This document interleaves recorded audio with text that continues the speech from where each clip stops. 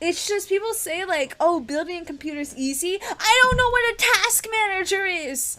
I don't know what that is, okay? I don't know what output means, okay?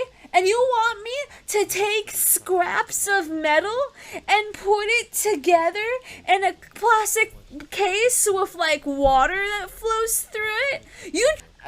It's cheaper, sure, but also it's all gonna break. So I'm gonna lose money anyways. At least I know good enough now to not need to buy one at Best Buy. I've learned my mistakes.